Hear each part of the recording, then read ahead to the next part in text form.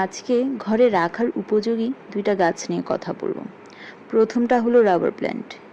এই rubber plant বায়ু থেকে বিষাক্ত পদার্থ যেমন ফর্মালডিহাইড শোষণ করে এবং পরিষ্কার বাতাস সরবরাহ করে। এটি ঘরে অক্সিজেনের মাত্রা বাড়ায়, বিশেষত যদি ঘরে আলো বাতাস চলাচল কম হয়। তাছাড়া এটার যত্ন খুবই সহজ, এটা অতিরিক্ত পানি ছাড়াই ভালো থাকে। যদিও আমার জানালাটা খুব খালি খালি লাগছে, কিন্তু সময়ের অভাবে এখানে গাছ দিয়ে পূরণ করতে পারছি না। যাই হোক, দ্বিতীয় প্ল্যান্টটা হচ্ছে spider plant.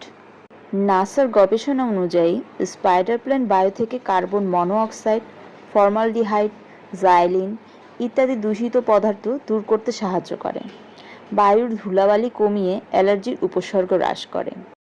Spider plant non toxic, তাই শিশু বা পোষা প্রাণীর জন্য সাধারণত নিরাপদ। এর পাতা ও ঝুলন্ত বাচ্চা গাছ ঘরের সৌন্দর্য বাড়ায়, তাই ঘরে প্রচুর গাছ লাগাতে হবে।